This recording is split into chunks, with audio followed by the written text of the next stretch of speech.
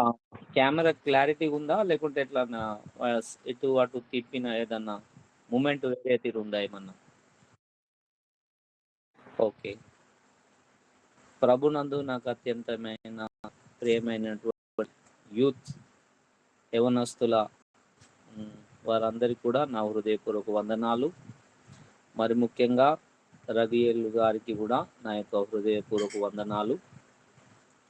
మరి కరీంనగర్‌లో నేను పరిచర్య చేస్తున్నాను. తెలంగాణలో కరీంనగర్ జిల్లా. కరీంనగర్ టౌన్‌లోనే అంటే సిటీలోనే మరి నేను పరిచర్య చేస్తున్నా. ఆహ్, నా సాక్ష్యం చెప్పాలని. హలో!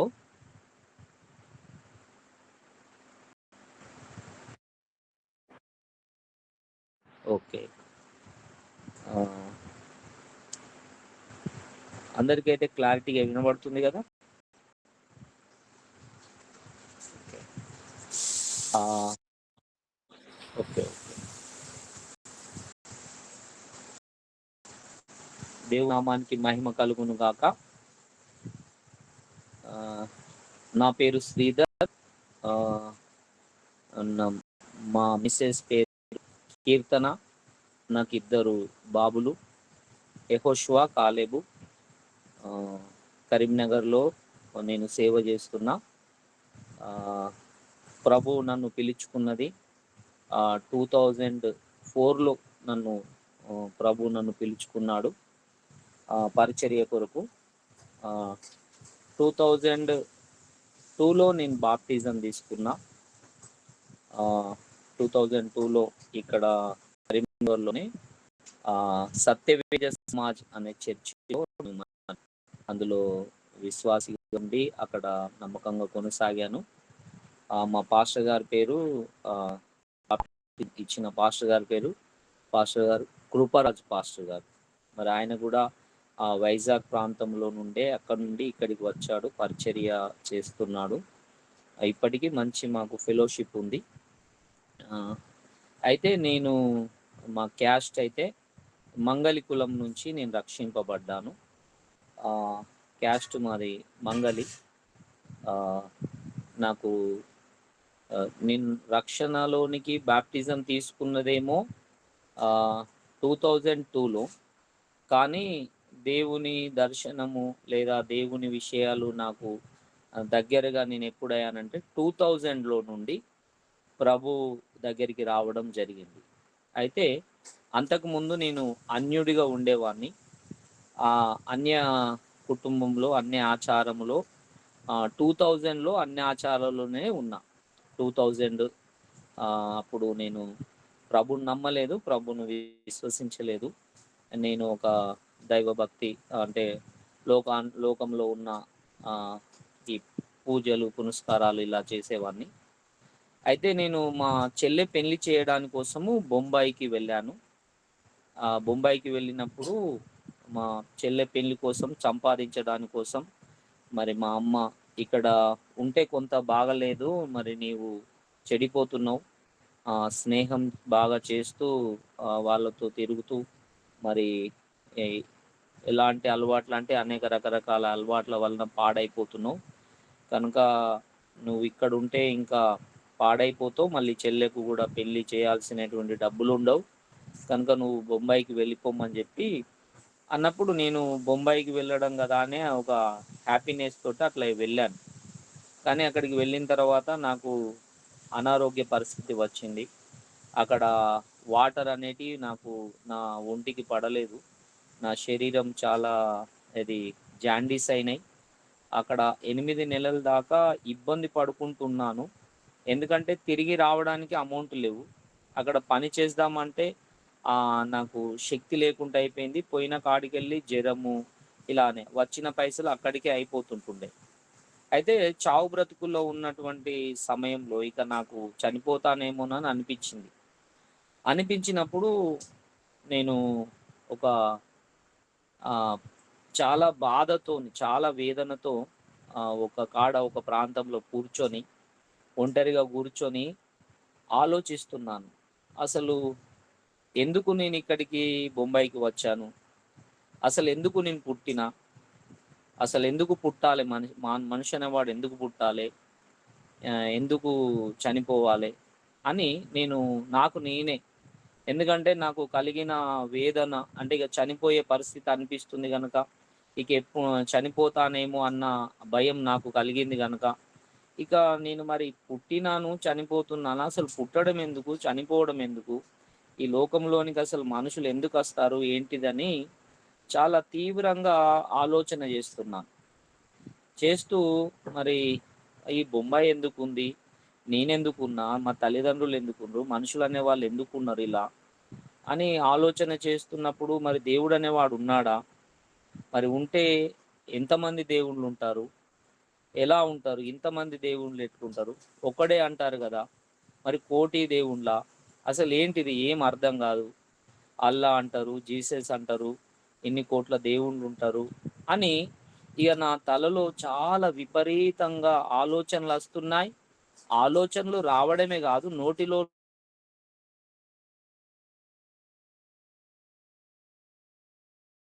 అక్కడికి ఎవరైనా వస్తే నాకు నేనే మాట్లాడుకుంటున్నాను అనుకొని పిచ్చోడని కూడా అనుకుంటారు. కనుక అంతటి ఆలోచనతోటి, అంత తీవ్రమైన ఆలోచనతో నేను అలా ఉండిపోయాను.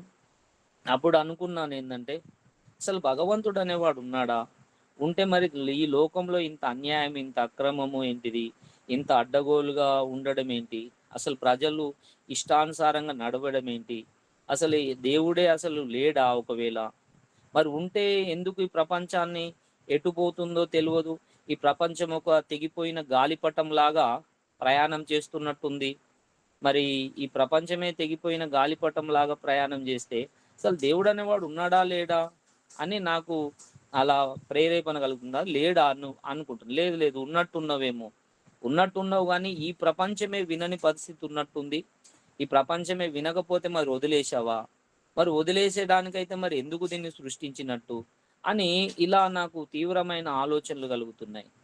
ఓ భగవంతుడా, నువ్వు ఉన్నవో లేవో నాకు తెలియదు, ఒకవేళ ఉంటే ఉండవచ్చు, ఆ కానీ మరి ఉన్నాడనైతే అందరూ చెప్తున్నారు, ఉండకపోతే అయితే ఇది ఉండదు అన్న ఒక నమ్మకం, భగవంతుడు ఉన్నాడు అని అంటే నమ్మకం ఉంది. మరి ఉంటే మరి నీవు నాకు కనబడతావా, నాతోని మాట్లాడతావా, అయినా నాతోని ఎలా కనబడతావు, నాతోని ఎట్లా మాట్లాడతావు, నేను చిన్నప్పటి నుండి చాలా రకాలుగా నా యవ్వన కాలంలో కానీ నేను కానీ ఎన్నో రకాలైన తప్పులు చేసినటువంటి వ్యక్తిని నేను, నేనేం మంచోన్ని కాదు. మరి లోకంలో ఎంతోమంది ఋషులు ఉన్నారు, మునీశ్వరులు ఉన్నారు, ఎంతో గొప్ప గొప్ప మంచి మంచి వ్యక్తులున్నారు. వాళ్ళే మరి నిన్ను చూసిరో లేదో తెలియదు. నాలాసొంటి పాపాత్మునికి నువ్వేం కనబడతావులే. ఒకవేళ సరే, ఈ లోకం ఎప్పటికైనా ఒకనాడు శాశ్వతంగానైతే వదిలేసే కాలం అయితే ఉంది. ఈరోజు ఉంటాను కావచ్చు, మంచి బ్రతుకుతా కావచ్చు, తర్వాత పెళ్లి చేసుకొని పిల్లలను కానీ తర్వాత అయినా మరి మరణిస్తా కదా, ఎప్పటికైనా మరణిస్తా. మరణించిన తర్వాత నేను అక్కడికి వస్తే మాత్రం నువ్వు నన్ను ఏమనద్దు దేవుడా, నువ్వు నన్ను ఏమనద్దని అడుగుతున్నా. ఎందుకంటే నువ్వు నన్ను మార్చాలి, నువ్వే నన్ను చెయ్యాలి, లేదా నువ్వే నాకు ఉత్తరవాదివి, లోకముకు నన్ను అనవసరంగా ఎందుకు పంపించినావు, ఇవన్నీ నాకు ఈ బాధలు ఎందుకు, ఈ పరిస్థితులు ఎందుకు, ఏది జరిగినా నువ్వే ఉత్తరవాదివి, నేను కాదు, నువ్వే ఉత్తరవాదివి అని చెప్పి అక్కడ నా మనసులో చాలా తీవ్రమైన వేదనతోని, నేనైతే నిన్ను చూసే అంత యోగ్యుణ్ణి కాదు, కానీ నా ఈ చిన్న మనసులో అయితే నాకు ఉంది ప్రశ్న, నువ్వు కనబడతావా, లేదంటే ఒకవేళ ఈ లోకాన్ని వదిలేసిన తర్వాత అయితే నువ్వు నన్ను అడిగేయడానికి ఏ హక్కు లేదు, ఎందుకంటే ఈ లోకం ఎటు పోతుందో, నేనెటు పోతున్నానో, ఏం ప్రయాణం చేస్తున్నామో, ఏమవుతున్నామో తెలియదు. ఇక లోకంలో బ్రతకాలంటే అన్యాయం చేయాల్సిందే, అన్యాయం చేయాల్సిందే, అన్యాయంగా బ్రతకాల్సిందే కనుక నేను ఏం చేసినా నువ్వు నన్ను అడగద్దు, నువ్వే ఉత్తరవాదివి అని చెప్పి ఆ మనసులో అలా అనుకొని ఆ ఒంటరి స్థలంలో నుంచి తిరిగి మళ్ళీ నేను ఆ బొంబాయిలో మా షాప్లోనికి వెళ్ళిపోయి అక్కడ పని చేసుకుంటుంటే మా బావగారు ఏం చేస్తారంటే, నీకు బాగా బాగాలేదు, చాలా ఇబ్బందిగా ఉన్నావు, నువ్వు కరీంనగర్కి వెళ్ళిపో అని చెప్పి నాకు డబ్బులు తనే పెట్టుకొని నన్ను బస్సుతోని ఇంకొక మనిషిని ఇచ్చి పంపించాడు. కరీంనగర్‌కి వచ్చాను నేను. వచ్చిన తర్వాత అప్పటికి నాకు ఇంకా యేసు ప్రభు గురించి కానీ, ఇలాంటి సువార్త చెప్పడం కానీ ఇలాంటిది ఏమీ జరగలేదు. అయితే నేను అక్కడి నుండి మళ్ళీ కరీంనగర్‌కి వచ్చిన తర్వాత మా అమ్మ నన్ను హాస్పిటల్‌కు తీసుకువెళ్ళి ట్రీట్మెంట్ జరిగిపిచ్చింది. జాండీసు, చాలా కీళ్ళ వాతము ఇలాంటి కొంత ఇన్ఫెక్షన్స్ చాలా ఉండడం వల్ల చాలా టైం పట్టింది నాకు. ఇన్ఫెక్షన్ అట్లాంటిది ఎక్కువ ఉండడం వల్ల. కానీ మరి దేవుని కృప అని ఇప్పుడు అనిపిస్తుంది. అప్పుడు మనకు అదంతా తెలవవు గదా! కనుక మొత్తానికి అమ్మ తీసుకువెళ్ళి హాస్పిటల్‌లో చెక్ చేపిచ్చి చాలా జాగ్రత్తగా నన్ను ఆహ్, ఇగ చూపించింది. అలాంటి టైంలో నేను అలాగనే ఉన్నాను. మళ్ళీ మంగలి షాప్‌కి వెళ్తూ చిన్నగా పని చేసుకుంటూ ఉన్న టైంలో అయితే ఇస్త్రీ బట్టల కొరకు వెళ్తే అక్కడ మా ఇంటి పక్క పంటి ఇస్త్రీ వాళ్ళ దగ్గర చాకలోళ్ళు ప్రభువుని నమ్ముకున్నారు. వాళ్ళు నమ్ముకున్నప్పుడు వాళ్ళు నాతోని శ్రీధర్ మరి యేసుప్రభు నిజమైన దేవుడు మరి అని వాళ్ళు సువార్త చెప్పడము ప్రారంభించారు. నాకు వాళ్ళు ఎప్పుడైతే సువార్త చెప్పడం ప్రారంభించారో నేను అవును అబ్బా! ఎవరి దేవుళ్ళు వాళ్ళకుంటాయని ఇలాంటి ఆర్గ్యుమెంట్స్ ఎన్నో వారితో చేస్తున్నాను. కానీ ఆయన ఒక విషయం జెప్పాడు. ఏమనంటే మనుషులనేవారు చనిపోయిన తర్వాత నరకానికి వెళుతారు లేదా స్వర్గానికి వెళ్తారు అని చెప్పాడు. చెప్పినప్పుడు ఆయన ఇంకెన్నో విషయాలు ఆర్గ్యుమెంట్ అయినాయి. ఇగ మనం అవన్నీ చెప్పుకునే సమయం లేదు. కనుక ఒక విషయం అయితే నా మనసుకు తట్టిందేందంటే, చనిపోతే నరకానికి వెళుతారా? అయ్యో! చనిపోతే నరకానికి వెళ్ళడం ఏంటి? చనిపోయిన తర్వాత ఇక్కడనే నరకం ఉన్నది. భూమి మీదనే నరకం అనుభవిస్తున్నాం. ఏం సుఖాన్ని అనుభవిస్తున్నాం? అన్ని సమస్యలే, అన్ని కష్టాలే, అన్ని బాధలేనాయ్. ఇక్కడనే నరకం ఉన్నది. ఇంకా అక్కడ గూడా ఒక నరకం ఉందా? ఏంటి అసలు? అసలు ఈ నరకం ఏంటి అని అప్పుడు నా లోపల హృదయంలో ఒక భయం కలిగింది. అసలు ఈ లోకంలోనే ఒక నరకమాయి మళ్ళీ అక్కడ కూడా నరకం ఉంటదా? ఈ బ్రతికే ఒక నరకం లాగుంది. ఏం సుఖం ఉంది చెప్పండి ఏమున్నది అని అతనితో చాలా ఆర్గ్యుమెంట్ చేశాను. చేసినప్పటికీ నా హృదయంలో ఒక ఆలోచన వచ్చింది. ఆ రోజు మరి నేను ఏది దేవుణ్ణి మరి ఉన్నవా నీవు? ఉంటే నీవే ఉత్తరవాదివి. నన్నేమనద్దు అని చెప్పి నేను అన్న మాట మళ్ళీ నాకు గుర్తొచ్చి, ఓహో! మరి దేవుడు ఒకవేళ ఉంటే నాతో కలిసి మాట్లాడతావా అని అడిగాను గదా! ఒకవేళ దేవుడు ఇతని రూపకంగా వచ్చి ఏదైనా నాకు చెప్పాలనుకుంటున్నాడా? కనుక అని చెప్పి అతని మాటను నేను త్రోసిపుచ్చకుండా అతన్ని మాటను గౌరవిస్తూ అలా ఉన్నాను. ఉన్నప్పుడు ఇంకా అతను అలానే చెప్తున్నాడు. ఇంకా అనేక ఆదామవ్వల గురించి ఇలాంటి రక్తము చిందించబడాలి, రక్తము చిందింపకుండా పాప క్షమాపణ కలగదు. ఇలాంటి చాలా విషయాలు చెప్తున్నాడు. చెప్తున్నప్పుడు నేను కూడా ఆహ్, మరి ఆయన చెప్పిన మాటను శ్రద్ధగా వింటున్నాను. కానీ లోకంలో నా జీవితం ఎలా ఉందో అలాగనే ఉంటున్నది. ఏం మార్పేం లేదు. 2000లో ఈ సంఘటన జరిగింది. 2001లో నుండి ఇతను నాకు సహవాసంలో ఈయన చెప్పడం శేఖర్ అనే అబ్బాయి, చాకలోళ్ళ అబ్బాయి మా ఇంటి పక్క పంటాయన. ఆయన నాకు చెప్పడం జరుగుతుంది. అలా సువార్త చెప్తుండు 2001లో అలాగా నాకు జరుగుతా ఉంది సువార్త పరిచర్య ఆయన చేస్తున్నాడు. అప్పటికి నాకు ఇగ అలా వినడం ప్రారంభించినప్పుడు ఇంకొక సహోదరుడు గూడా నాకు నేను కటింగ్ షాప్‌లో చాలా మందికి నేను కటింగ్ చేస్తాను గనుక క్రైస్తవులు గూడా ఉన్నారు అందులో. వారు కూడా కలిసినప్పుడు ఇట్లా సువార్త ఇతను గూడా చెప్తున్నప్పుడు ఇంకొకతను కూడా మరి ఆహ్, ఆహ్, తను మరియమ్మ కుమారుడు. ఆయన పేరు ప్రవీణు. ఆయన కూడా నాకు ఒక క్యాసెట్ ఇచ్చాడు. ఈ క్యాసెట్ మీరు విను. ఆహ్, నీకు అనేక ప్రశ్నలున్నాయి గదా! ఈ ప్రశ్నలకు సమాధానం ఉంటుందని చెప్పి నాకు ఓఫీర్ గారి క్యాసెట్ ఇచ్చారు. అప్పుడు ఓఫీర్ గారి క్యాసెట్ ఏమిచ్చారంటే ఈ ఉత్పత్తి క్రమము అనే దాని గురించి క్యాసెట్ ఇచ్చినప్పుడు ఆ క్యాసెట్ అప్పుడు విన్నాను. 2001లో. విన్నప్పుడు ఇక ఎప్పుడైతే క్యాసెట్ ఓఫీర్ గారి క్యాసెట్ విన్నానో, ఇక నేను ఏసే ప్రశ్నల కన్నా ఓఫిరయ్య గారు వేసే ప్రశ్నలు ఇక నా తలకు మించిపోయినాయి అవి. అవిగా మనము ఊహించలేనంత, ఇక మనము ఎంత డీప్ క్వశ్చన్ అని అడిగినా గానీ, అది అట్టిదే. అట్టి చిన్నప్పుడు అయ్యగారికి ఏదో చిన్నప్పుడు వచ్చిన ప్రశ్న అయి ఉంటది. అంతటి డీప్ ప్రశ్నలు, ఆయన చెప్పిన సమాధానాలు ఇక నన్ను అసలు ఏ కోశానను గూడా, ఒక ఆలోచన గూడా ఇక నాకు ప్రశ్నలు లేకుండా ఏది అయ్యగారి సందేశము, ఆ సందేశంలో విన్నాను. ఇక అప్పటి నుండెళ్ళి గూడా నా లోపల ఒకటి కలిగింది. అయ్యో! చనిపోతే నరకం పోతాను గదా! ఇక ఇంత సత్యం వింటున్నా ఇదంతా అని చెప్పి, అప్పటి నుండి నేను ప్రభు సన్నిధిలో, మరి దేవా! మరి నేను పాపిని, నేను మరి చనిపోతే నరకం పోతా, నరకం నుంచి నన్ను విడిపించు, నన్ను కాపాడు అని ఇక నేను ప్రార్థన చేసుకొని మొదలుపెట్టాను. కానీ అప్పటికి యేసు ప్రభు అని ప్రార్థన చేయలేదు గానీ, ఇవన్నీ వింటున్నప్పటికీ ఏమని ప్రార్థన చేస్తున్నా అంటే, సృష్టికర్తవనే వానివి ఎవరివైతే ఉన్నావో నేను తనకే ప్రార్థన చేస్తున్నా. ఒకవేళ యేసు ప్రభే నిజమైన దేవుడైతే నాకు మరి తెలియజేయి, నాకు ఆ గ్రహింపు పర్ఫెక్ట్‌గా ఇవ్వు, నాకు తెలియజేయమని చెప్పేసి మరి నేను అలా ప్రార్థించాను. ప్రార్థిస్తూ ఉన్న టైంలో నేను పాపిననేది ముఖ్యంగా గమనించాను. నేను పాపం ద్వారా నరకానికి వెళ్తున్నానని గమనించాను. ఈ నరకం నుండి తప్పించుకునే మార్గము, ఏకైక మార్గము యేసుక్రీస్తు తప్ప ఇక వేరే లేరు అన్న విషయాన్ని కొద్ది కాలానికి నేను గ్రహించాను.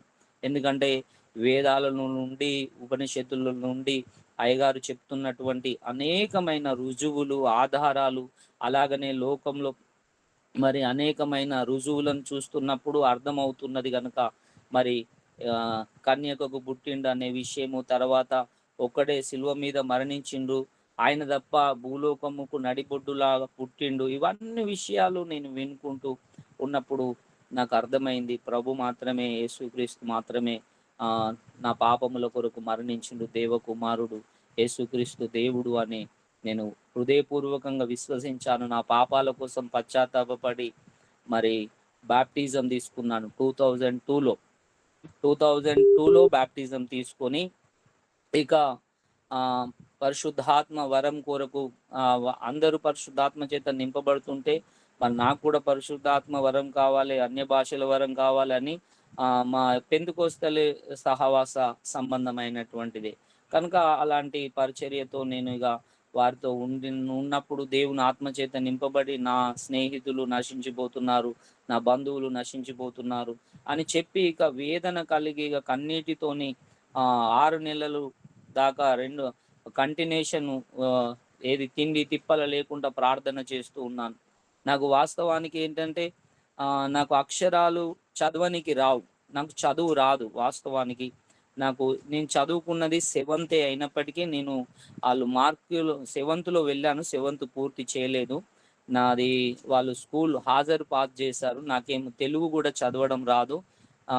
కానీ మరి ప్రభువును అడిగినప్పుడు మరి ప్రభు తెలుగు చదవడానికి నాకు అవకాశం ఇచ్చాడు. అలాగా 6 నెలల దాకా నేను అలాగా కంటిన్యూషన్ దేవుని సన్నిధిలోనే ఉండి ఏడుస్తూ కన్నీళ్లు కారుస్తూ ప్రార్థిస్తుంటుంటే దైవ దర్శనం ద్వారా, మరి అయ్యగారి యొక్క సహవాసం ద్వారా, అయ్యగారి యొక్క బోధల ద్వారా మరి వింటున్నాను, బైబుల్ చదువుకోవడం నేర్చుకున్నాను కొంచెం కొంచెం. కానీ మా యొక్క ఆత్మీయ తల్లి సంఘంలో నన్ను అడిగేవారు, ఓఫీర్ గారి దగ్గరికి వెళ్ళొద్దు మీరు, ఓఫీర్ గారిని విషయాలు ఎక్కువ చూడొద్దు అని చెప్పి ఏదో రకంగా వారు ఆటంకపరిచేవాళ్ళు. ఎందుకంటే నేను అయ్యో ఓఫీర్ గారిని ఎందుకు ఇలా అంటున్నారు, ఆయన ఏం తప్పు చెప్తున్నాడు అని. నేనప్పుడు తొలి విశ్వాసిని గనుక నాకు చాలా విషయాలు తెలియవు గనుక నాకు అయ్యో ఎందుకు ఆయన ఏం తప్పు చేశాడు, ఆయనను ఎందుకు ఇలా విమర్శిస్తున్నారన్న హృదయంలో ఉంటుండే గాని నేను ధైర్యంగా అడగలేకపోయేవాడిని. కానీ అయినప్పటికీ ఓఫిరయ్య గారి యొక్క వాక్యాలు సత్యమే అనిపిస్తున్నాయి గనుక, ఆయన చెప్పేది ఎక్కడ తప్పు అనిపిస్తలేదు గనుక, అసలు ఎందుకు ఆయనను కాదంటున్నారు వీళ్ళు, అసలు ఎక్కడ నాకు మిస్టేక్ కనబడతలేదు కదా, అది తప్పు అనిపిస్తలేదు కదా అని నాకు ఏమో హృదయంలో ఉంది. కనుక వీళ్ళేమో విమర్శించడం స్టార్ట్ చేశారు. ఆయనకి 2 భార్యలని ఇలాంటి ఏవేవో చెప్తుంటారు. నాకేం తెలియదు, నాకు అవగాహన లేదు, కొత్తగా కదా నేను. కనుక సరే, ఏదేమైనా వాక్యం ఏమైనా తప్పు చెప్తే చెప్పండి అని చెప్పేసి నేను అనేవాడిని. అయ్యగారి విషయాలు, అయ్యగారు మరి కరీంనగర్కి వచ్చినప్పుడు కానీ, ఓఫిరయ్య గారు అప్పుడు మీటింగ్స్‌కి వెళ్ళేవాడిని. ఇదే సత్యవేద సమాజంలో నేను సహవాసంలో ఉండేవాడిని. కనుక ఇలాగ నా రక్షణ కొనసాగుతుంది. అలాగనే ప్రభువు యొక్క సన్నిధిలో నేనున్నప్పుడు, ప్రభువా మరి నన్ను సేవ కోసం ఆహ్, ఇది పిలుచుకున్నాడు నన్ను. 2004లో 2004లో నన్ను పరిచర్య కొరకు నన్ను దేవుడు పిలుచుకున్నాడు. పిలుచుకున్నప్పుడు మరి అయ్యగారితో పాటు సువార్త పరిచర్య చేస్తూ, మరి ఏ అయ్యగారితోటంటే మా ఆత్మీయ తండ్రి ఏది ఫస్ట్ బాప్టిజం ఇచ్చిన కృపరాజ్ పాస్టర్ గారితోటి సహవాసంలో ఉంటూ, పరిచర్యలో ఉంటూ అలాగా అయ్యగారితో సహవాసంలోనే కొనసాగుతూ ఉన్నప్పుడు తర్వాత ఇంకా కొంచెం నేర్చుకోవాలి అది ఇది అని చెప్పి నేను కాన్వెంట్ దాంట్లోకి వచ్చాను. నా రక్షణ సాక్ష్యము ఇక్కడితో అయిపోయింది. ఇక నా సేవ ప్రారంభము గురించి చెప్తున్నాను. సేవ తర్వాత కాన్వెంట్‌లో ట్రైనింగ్ చేశాను. ఒంగోలుకు వచ్చాను. అలాగా తెలవది. అక్కడి నుంచి కడప, జమ్మలమడుగు, పులివెందుల మధ్యలో ఒక 6 నెలలు అక్కడ పరిచర్య చేశాను. అప్పుడు తర్వాత అప్పటికింకా నేను ఓఫీర్ గారు దర్శనంలోనికి రాలేదు. ఓఫీర్ గారంటే నాకు ఇష్టం చాలా. ఆయన చెప్పే సత్యాలు ఆయన తప్ప నాకు వేరే ఆహ్, చెప్పేవాళ్ళు సత్యంగా అనిపించకపోతుండే.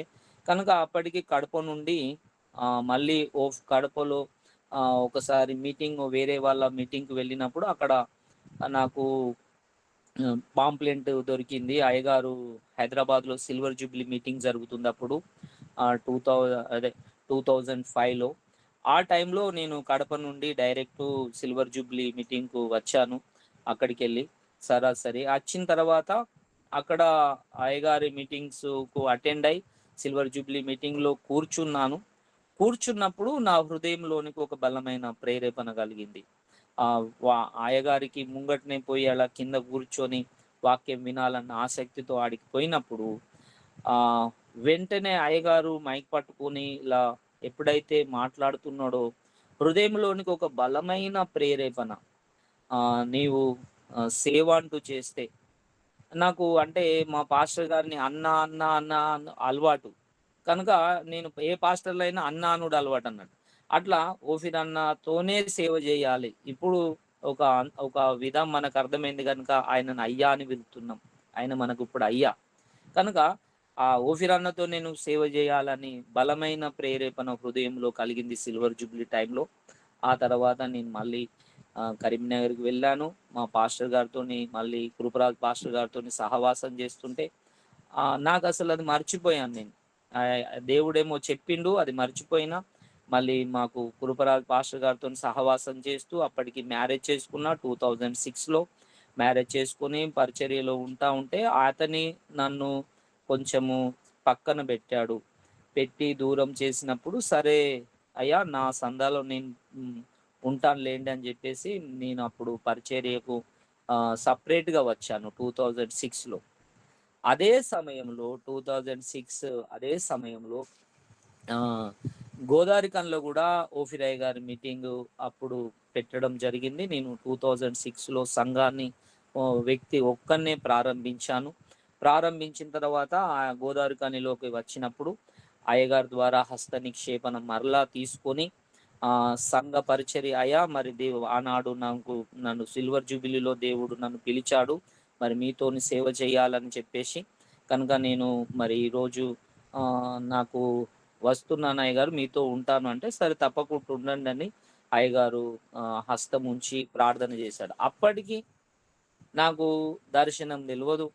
అప్పటికి ఆహ్, ఏది ఎలా ప్రభు బోల ఇరువాలను తెలవదు. ఇవేవి తెలవని పరిస్థితిలోనే ఉండిపోయాను నేను.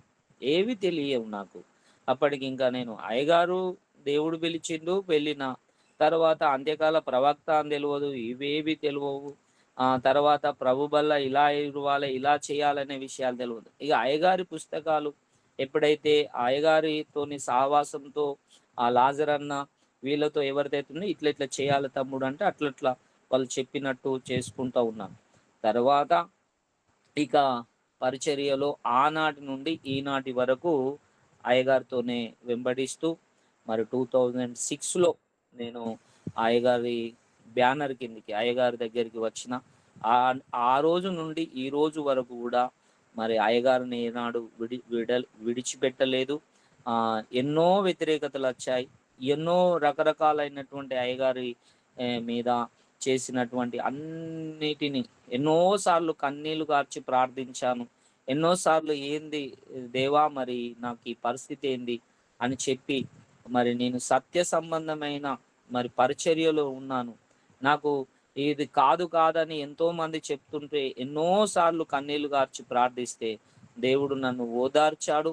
నాకు ఇంతవరకు మరి అయ్యగారు తప్ప మరి ఇంకా ఎవరు కూడా సత్యము చెప్పినట్టుగా నాకు అనిపించలేదు.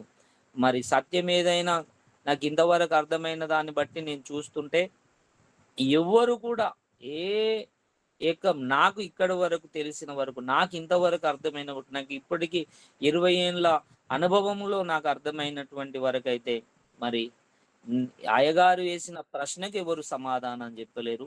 అయ్యగారు ఇచ్చిన జవాబుకు కూడా ఎవరు కాదనలేనటువంటి జవాబు కూడా అలాగా అయ్యగారు ఇచ్చాడు కనుక ఇక సత్యం కాంది మీరు చెప్పండి, ఎవరైనా చెప్పినా వినడానికి సిద్ధమే అని అయ్యగారు అన్నాడు. మీరు ఎవరు చెప్పినా, చిన్నవాళ్ళు చెప్పినా, పెద్దవాళ్ళు చెప్పినా వినడానికి సిద్ధమని అయ్యగారు చెప్పారు, ఊపిరయ్య గారు.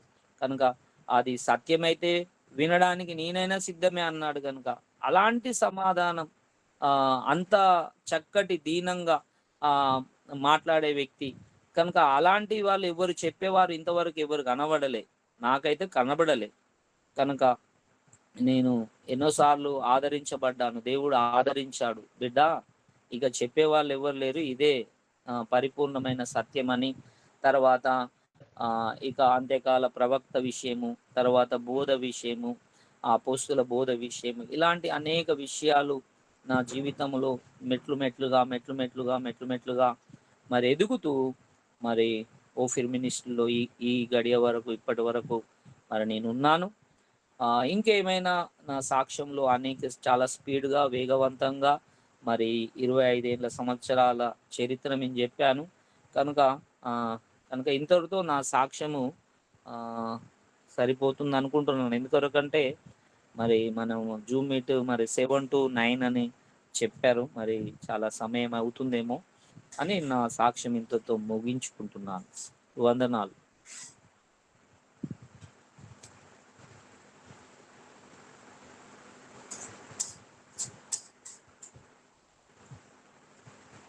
వింటున్నారా? ఓకేనా? ఓకే. ఎంత సమయం చెప్పాను నేను? ఒక 10-20 నిమిషాలు చెప్పానా? ఓకే. ఇప్పుడు వాక్యం చెప్పుకుందాం. వాక్యము చెప్పమంటారా? ఒక 10 నిమిషాలు.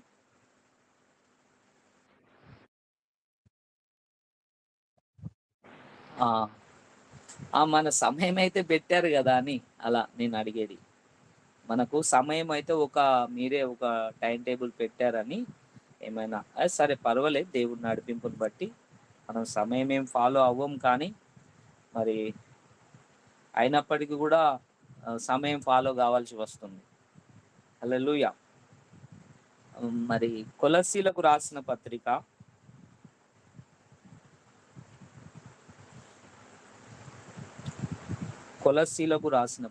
ఎవరైనా ఒకరు తీసి చదవండి.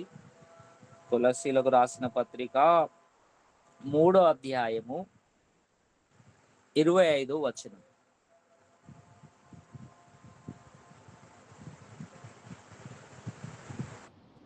అన్యాయం చేసిన వానికి తాము చేసిన అన్యాయం కొలది మరలా లభించును, పక్షపాతం ఉండదు. హల్లెలూయా. చిన్న ప్రార్థన చేసుకున్నాం. స్తోత్రం దేవా, నీకు వందనాలు, స్తోత్రాలు ప్రభువా. నీ ప్రియ పాదములు ఎందుకు వస్తున్నా, ముద్దాడుతున్నా ప్రభువా. మీరు మాట్లాడండి, నీ వాక్యమును మీరే విరిచి వడ్డింపజేయండి. పరిశుద్ధాత్ముడా, తండ్రి, కుమార, పరిశుద్ధాత్మ త్రియేకదేవా, నీ పాదాలను ముద్దాడుతూ నీ సన్నిధిలో నాయన ఈ సమయంలో మరి యవ్వన బిడ్డల మధ్యలో ప్రభా మీరు ఏమి ఉద్దేశించారు ప్రభా? అవును తండ్రి, ఈ సమయంలో మీరు ఏం మాట్లాడాలనుకుంటున్నారు? పరిశుద్ధాత్ముడా, మాతో మాట్లాడండి ప్రభా, నాతో మాట్లాడండి, అందరితో మాట్లాడండి, నాకు కనబడండి, అందరికీ కనబడండి. ఆటంకపరిచే సకల అంధకార దురాత్మ క్రియలన్నిటినీ లయపరిచి నిర్వీర్యపరచమని ప్రార్థిస్తున్నాం. దేవా, మీరే కృప చూపించి సహాయం చేసి నజరేడైన యేసు అనంత శక్తి గల నామమున ప్రార్థించి స్తుతించి వేడుకుంటున్నాం మా పరమ తండ్రి, ఆమేన్. హల్లెలూయా. ప్రభునందు నాకు అత్యంత ప్రియమైన వారులారా, వాయిస్ స్పష్టంగా ఉందా అందరికీ? మా తెలుగు కొంచెం ఏమైనా యాస వస్తే మీరు కొంచెం భరించాలి.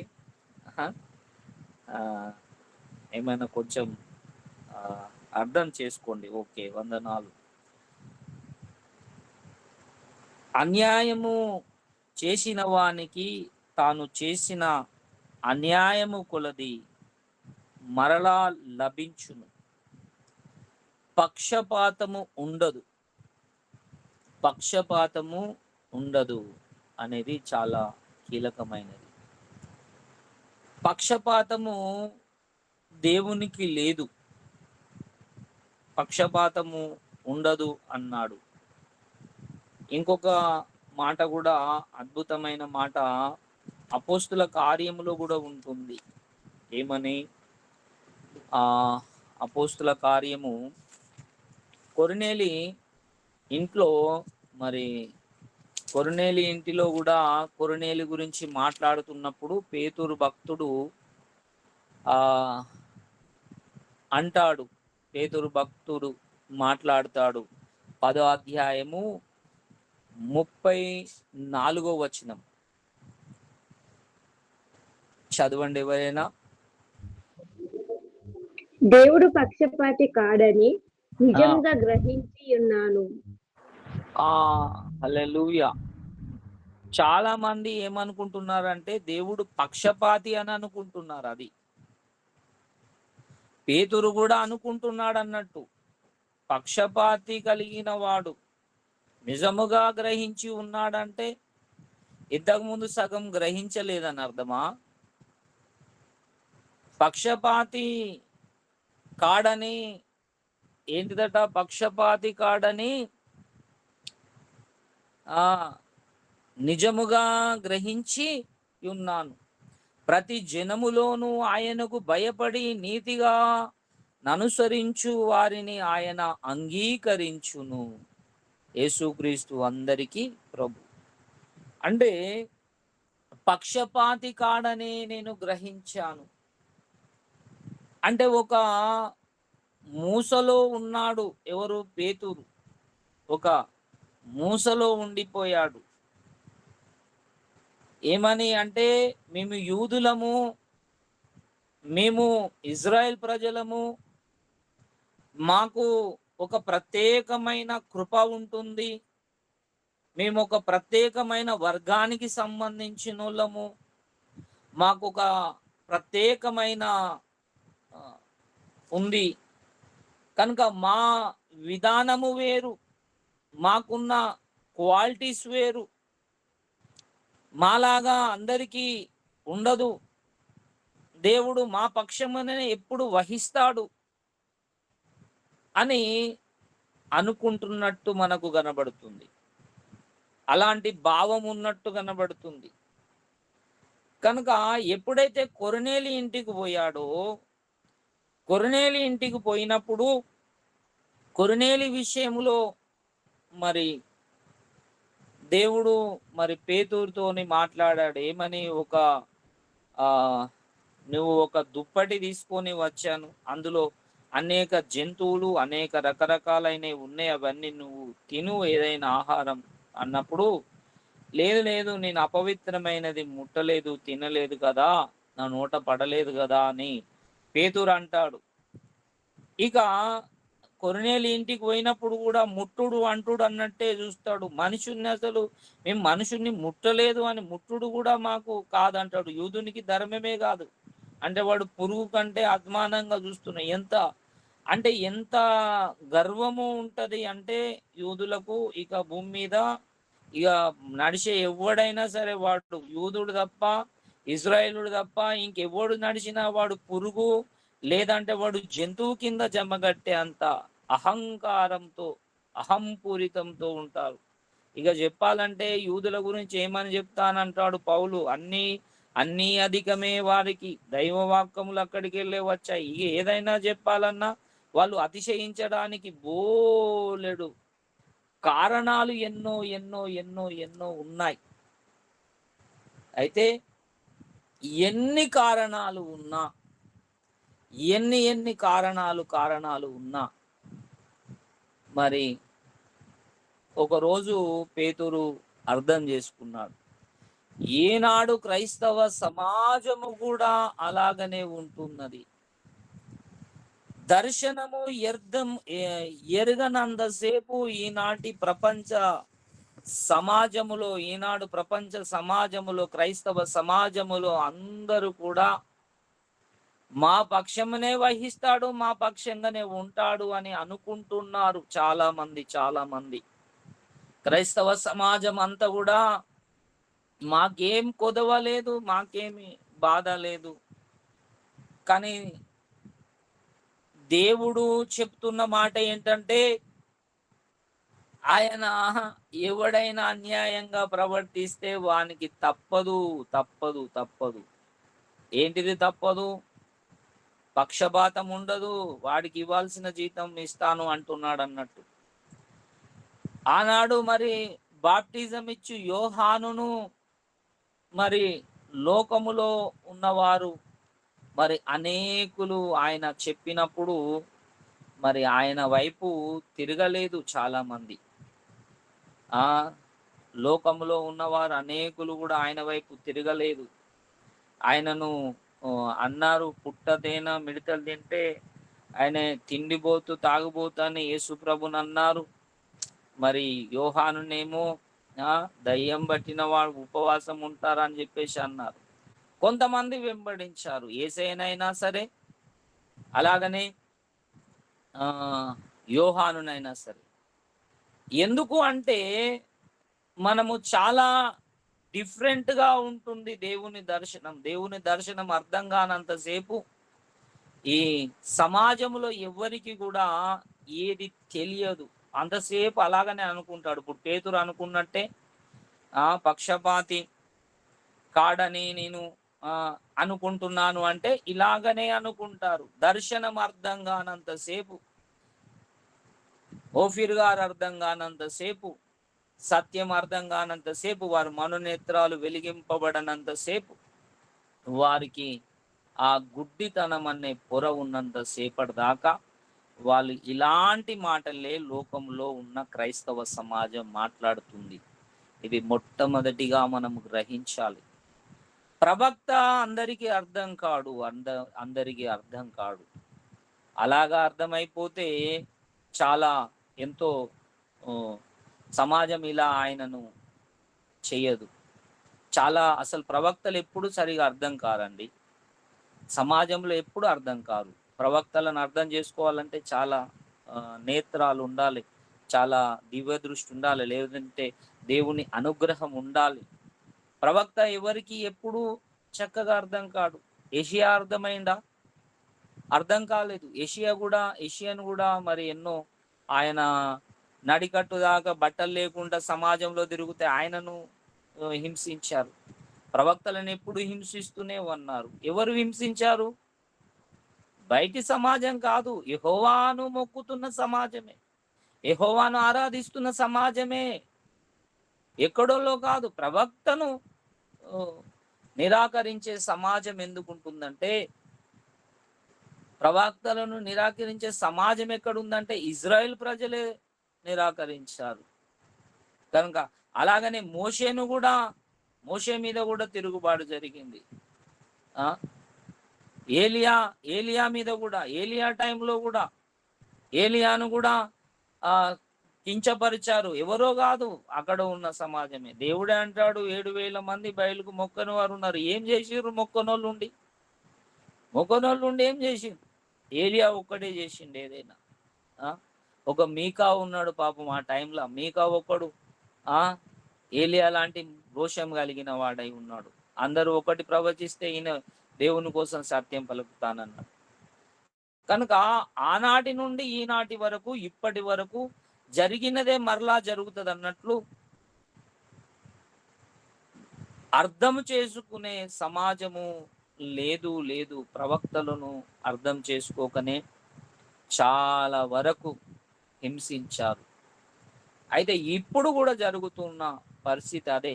రేపు తప్పకుండా వాళ్లకు ఈ ఓఫీరాయ్ గారి మీద ఎంతమంది అయితే దుష్ప్రచారం చేస్తున్నారో, ఎంతమంది అయితే వీళ్ళు చేస్తున్నారో వారందరికీ మనోనేత్రాలు వెలిగింపబడాలని మనం ప్రార్థన చేస్తున్నాం. సత్య దర్శనం అర్థం కావాలని ప్రార్థన చేస్తుంటున్నాం. కానీ ఇంకా దూషిస్తూనే ఉన్నప్పటికీ దేవుని ప్రవక్తను, దేవుని సందేశాలను, దేవుడు పంపించినటువంటి సత్య సందేశాలను, గ్రంథాలను ఎవరైతే ఇంకా దూషిస్తూ ఇంకా నిరాకరిస్తూ ఉన్న వాళ్లకు వదిలిపెట్టడు. వారిని ఎప్పుడు వదిలిపెట్టడు. తప్పకుండా వారికి పక్షపాతం ఉండదు కదా. దేవుడు నీతి న్యాయములు ఆయన సింహాసన ఆధారమై ఉన్నది. కనుక అన్యాయం వైపు పోరాడేవారు ఎప్పటికైనా వారు తప్పకుండా మరి పడిపోతారు. అన్యాయం వైపు ఉన్నవారు ఎప్పటికైనా చాలా ప్రమాదములో పొంచి ఉన్నారు. మన అందరికీ తెలిసిన వాక్యాలే, మనకు అందరికీ తెలుసని నేను మాట్లాడుతున్నాం కనుక మీకు అందరికీ తెలుసు, గ్రహిస్తున్నారని మాట్లాడుతున్నాం. కనుక ఒకటే నేను అంటున్నది ఏంటంటే, దేవుడు పక్షపాతి కాడు. ప్రవక్తకు వ్యతిరేకంగా నిలబడ్డ వాళ్లకు రేపు దేవుడు ఇవ్వబోతున్న జడ్జిమెంట్ చాలా డేంజర్గా ఉంటుంది. ప్రవక్తను అర్థం చేసుకోవాలి, ప్రవక్తను గ్రహించాలి, ప్రవక్తను గుర్తుపట్టాలి. ఇది సమాజములో ఉన్నటువంటి క్రైస్తవ సమాజములో ఉన్నటువంటి వారికి తెలియక పేతురులాగా దేవుడు దర్శనమిచ్చి పేతురులాగా అతనికి తెలియజేయబడినప్పుడు పేతురు కూడా యేసును నమ్ముకున్నవాడే, యేసయ్యను నమ్ముకొని యేసయ్యను ఉన్నటువంటి వాడే. కానీ అతనికి ఇంకా అన్యజనులకు రక్షణ ద్వారాలు తెరవబడ్డాయి అన్న సంగతి గ్రహించలేని పరిస్థితిలో ఉన్నాడు. అలాగనే ఈనాటి కాలములో కూడా అంత్యకాల ప్రవక్త అని గ్రహింపు లేని ఈ క్రైస్తవ సమాజానికి కూడా ఇలాగనే ఉంటుంది. ఎందుకంటే ఇలాంటి ధోరణిలోనే ప్రయాణిస్తూ ఉంటారు. ఎందుకంటే వారికి తెలియదు. అది విషయం ఏంటంటే వాళ్ళకు తెలియదు అన్న సంగతి మనకు తెలుసు ఏమని వాళ్ళకు తెలియదని. కనుక వారిని మనము చూచి టెన్షన్ పడాల్సిన లేదు, కంగారు పడాల్సిన అవసరం లేదు. తప్పకుండా వారికి రేపు ఉండబోతుంది.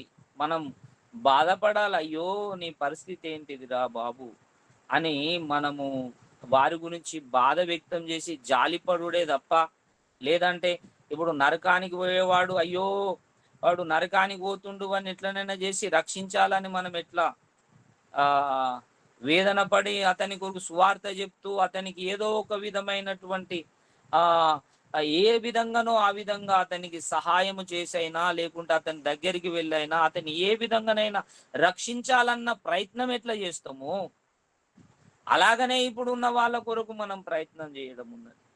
కనుక వాళ్లకు మనం చెప్పాల్సింది ఏంటంటే ప్రమాదం పొంచి ఉన్నది. ప్రవక్త పక్షంగా వ్యతిరేకంగా నడిచే వాళ్ళు ఎప్పుడు కూడా అసత్యానికి వ్యతిరేకంగా పోయిన వాళ్ళు ప్రమాదములో ఉన్నారు. ఒకసారి చూడండి, ఎవరో కాదు ఈ సమాజం అంతా. దెసలోనికకు రాసిన పత్రిక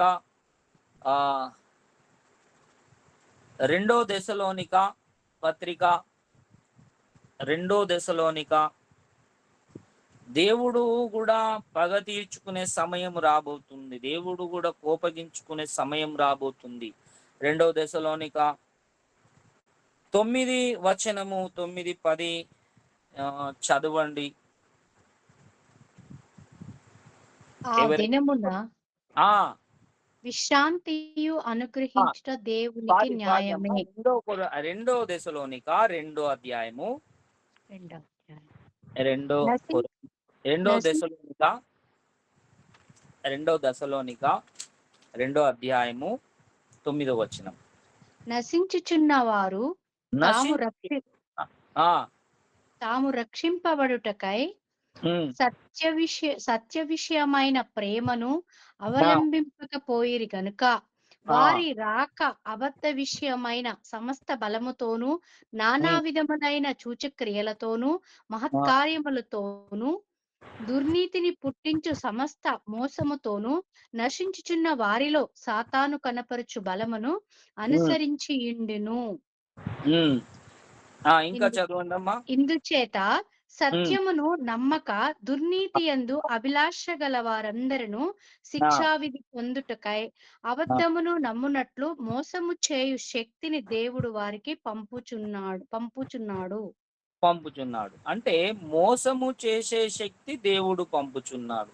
అయితే ఎందుకు అంటే సత్యము విషయమైన ప్రేమను అవలంబింపలేదట. అంటే వాళ్ళు అన్యాయము చేస్తున్నారు. సత్యం విషయము తేటగా కనబడ్డప్పుడు యథార్థత లేకుండా, వాళ్ళు యథార్థంగా ఉండకుండా వారు అన్యాయంగానే మాట్లాడే వారికి అన్యాయం తప్పకుండా జరుగుతుంది. అరే, ఒక వాక్యం చెప్తున్నప్పుడు, ఏదైనా ఒక వాక్య భాగం చెప్తున్నప్పుడు సత్యమా కాదా, ఇతను చెప్తున్నది ఏంటిది అనే విషయము చూడకుండా సత్యం విషయమైన ప్రేమను పక్కన పెట్టి కొత్త ఏవో వారి సంత విషయాలు మాట్లాడడము అది నాన్సెన్స్ అవుతుంది, అది అన్యాయం అవుతుంది. అయ్యగారు చెప్పిన లేఖనాలకు వ్యతిరేకంగా ఏమైనా ఉందా అని చెప్పమంటే ఎవరు చెప్పరు. కానీ లేఖనమేమి తప్పు చెప్పినము, లేఖనముకు వ్యతిరేకంగా ఏమి చెప్పిండు అనే విషయం చెప్పకుండా లేఖనానికి విరోధంగా, సత్యానికి విరోధంగా అడ్డంగా వాదించే వారికి, అన్యాయంగా వాదించే వారికి రేపు అన్యాయమే జరుగుతుంది. అది అన్యాయంగా, అందుకంటే పక్షపాతి కాడు. వాళ్ళు అన్యాయంగా అడ్డగోలుగా వాదించి అన్యాయంగా మాట్లాడే వారికి రేపు దేవుడే శిక్షా విధి పంపిస్తాడట. అంటే తప్పకుండా జరుగుతుంది. వారికి ఎవరు అన్యాయంగా మాట్లాడతారో వారు అన్యాయస్తులు అవుతారు. ఏమి విత్తుతామో గదే కోస్తాం. కనుక అన్యాయంగా మాట్లాడడం చేస్తే అన్యాయంగా అవుతుంది. సత్యము విషయమైన ప్రేమను అవలంబింపడం లేదు. అంటే లేఖనము కళ్ళకు కనబడినప్పుడు, లేఖనమే నీ కళ్ళు ఏవి తెరుస్తాయి అంటే మనకు లేఖనాన్ని మనము చూసినప్పుడే మనకు కళ్ళు తెరవబడతాయి. లేఖనాన్ని మనము దృష్టి ఉంచాలి. లేఖనం పైన మన దృష్టి ఎప్పుడైతే ఉంటుందో వారికి కన్నులు తెరవబడతాయి. లేఖనాన్ని గౌరవించిన వాళ్లకు కళ్ళు తెరవబడతాయి. లేఖనమును దైవవాక్యముగా అనుకున్న వాళ్లకు కళ్ళు తెరవబడతాయి. ఎవరైనా ఒక వాక్యం చూపించినప్పుడు దాన్ని చక్కగా ఆ దేవుని వాక్యము అని గ్రహించగలిగిన వారికి కళ్ళు తెరవబడతాయి. అంటే లేఖనమును గ్రహించాలి, లేఖనమును చూడాలి. లేఖనమును చూడకుండా వ్యతిరేకంగా మాట్లాడద్దు. ఈనాడు లేఖనము చూపించినప్పటికీ కూడా, లేఖన కళ్ళకు చూపించినప్పటికీ కూడా వ్యతిరేకంగా మాట్లాడే సమాజము తయారైంది. ఒకసారి పేతురుకు రాసిన పత్రికలో ఎంతో చక్కగా ఒక మాట ఉంది, చూద్దాం. పేతురుకు రాసిన పత్రిక మొదటి పేతురు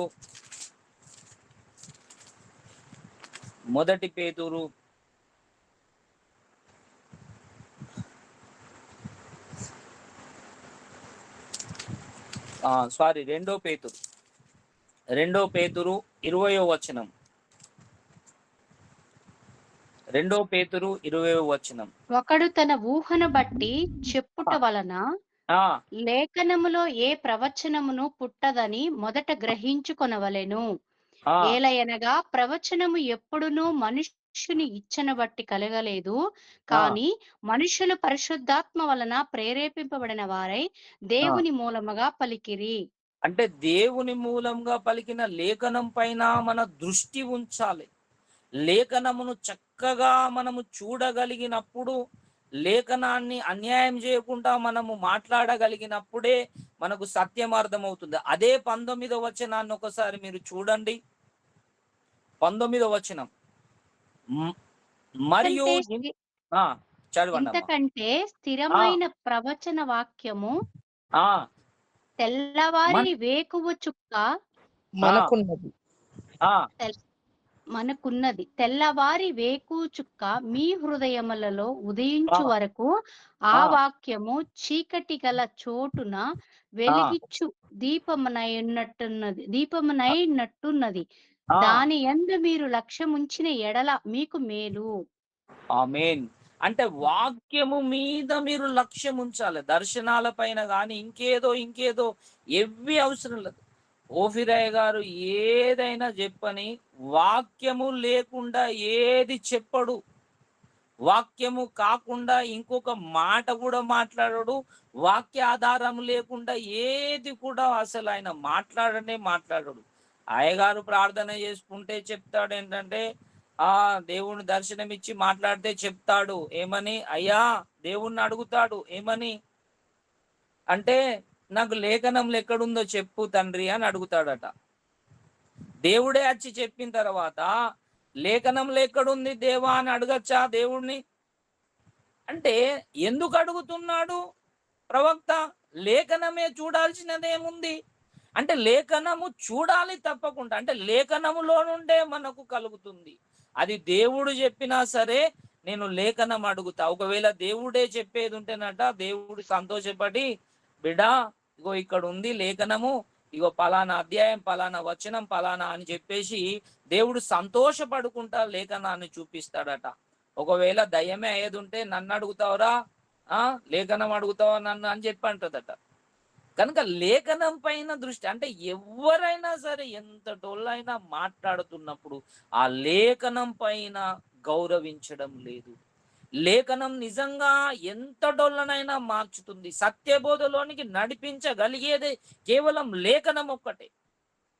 ఎందుకంటే లేఖనాలతోనే అయ్యగారు మొత్తం స్థిరపరుచుకుంటూ వచ్చాడు.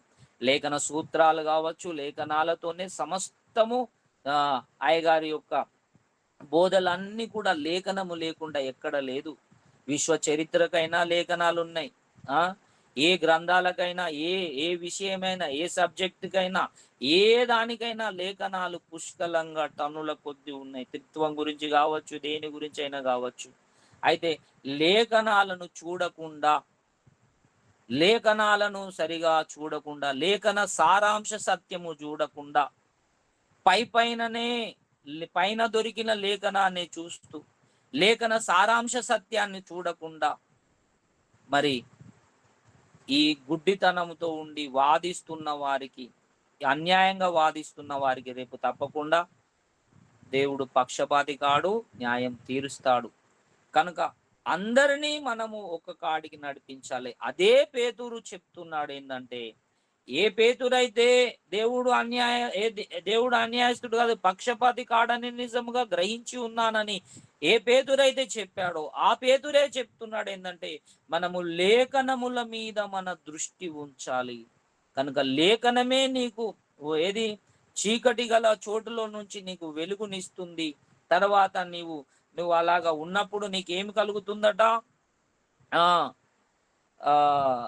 మేలు కలుగుతుంది. ఆ దీపము గల దీపము ఉదయించును. ఏది మీ హృదయములలో ఉదయించు వరకు, అంటే వాక్యము అనేది మనకు ఉదయించాలి. కనుక అరుణోదయ దర్శనం కూడా కలగాలి. అంటే హృదయము లోపల మనకు వాక్యం అనే వెలుగు, ఇంకా కొరింథీ పత్రికలో ఉంటుంది ఏంటంటే, ఆ వెలుగు మీ హృదయములో ప్రకాశించెను అని. కనుక ఆ వెలుగు ఏంటంటే వాక్యం అనే వెలుగు మన హృదయంలో ప్రకాశిస్తుంది. కనుక వాక్యమే ఒక వ్యక్తిని రక్షణలోనికి నడిపిస్తుంది. వాక్యమే ఒక వ్యక్తిని సత్యంలోనికి నడిపిస్తుంది. కనుక వాక్యము చూస్తాను. ఈరోజు రక్షణ పొందాను నేను, ఏదో విధమైన చేతనైతే రక్షణ పొందాను. అవన్నీ ఏంటి?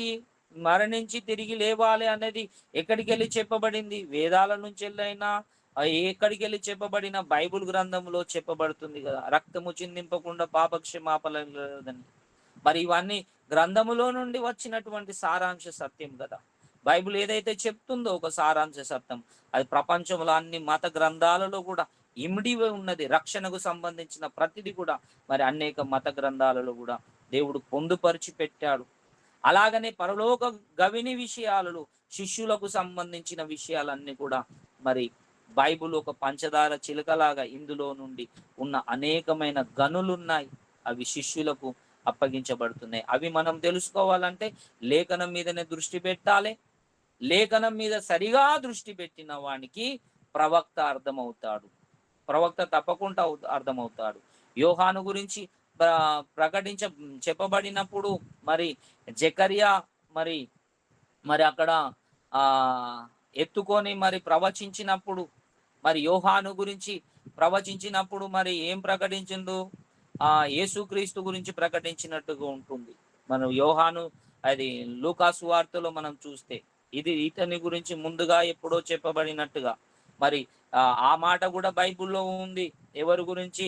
ఏలియా గురించి ఉంది. ఏలియా మరలా వస్తాడని. ఏలియా అంటే ఇలా లేఖనాలను కరెక్ట్ గా గమనించగలిగిన వ్యక్తిని, లేఖనాలు స్పష్టంగా గ్రహించగలిగిన వ్యక్తి తప్పకుండా అవును ఇది ఏంటి, ఒక క్రీస్తు గురించి ప్రవచనం ఉండాలి కదా, మరి ఒక మానవుని గురించి, ఒక మానవాత్మ గురించి ప్రవచనాలు బైబిల్లో ఉండడం ఏంటి అనే విషయము సరిగా గ్రహించగలిగిన వానికి మరి ఆనాటి ఏలియా ఎవరు, ఈనాటి యోహాన్ ఎవరు, ఈనాటి అంత్యకాల ప్రవక్త ఎవరో తెలుస్తుంది. లేఖనాల మీద దృష్టి మనము తప్పిపోతే ప్రవక్త కూడా అర్థం కాడు. ప్రవక్త అర్థం కాకపోతే ఇక సత్యం అర్థం కాదు. సత్యం అర్థం కాకపోతే అంత గందరగోళమైన పరిస్థితిలో ఉంటాం. కనుక దేవుడు మనకు అనుగ్రహించిన ప్రవక్తను బట్టి మనం ఎంతగానో దేవునికి కృతజ్ఞతలు చెల్లిస్తున్నాం. కనుక ఈనాడు కూడా ప్రవక్త మీద గుడ్డి పొరలతో నుండి వారు మాట్లాడుతున్నారు. వారి కోసం మనం ఎంతో ప్రార్థించాలి. వారికి మనునేత్రాలు తెరవబడలేదు. వారిని అందరినీ కూడా లేఖన క్రీస్తు అయినటువంటి లేఖనాల పాదాల యొద్ద, ఏది తన పిల్లలను బండకేసి కొట్టండి అంటే బండ దగ్గరికంటే యేసయ్య పాదముల యొద్ద లోబర్చాలి. కొరింథీ పత్రికలో ఉంటది, ప్రతి దేవునికి అడ్డముగా ఉన్న ప్రతిది కూడా, ప్రతి ఆలోచన చెరపట్టి క్రీస్తుకు లోబరుచుతున్నట్లుగా ఆ ప్రతి ఒక్కరి ఆలోచనలన్నిటినీ లేఖన కాంతిలో, లేఖనాలతో మనము ప్రతి ఒక్కరిని మనం ఒప్పించాల్సిన బాధ్యత మన మీద ఉన్నది. కనుక దేవుడు మరి మాటలు దీవించి ఆశీర్వదించును గాక. ఆమేన్.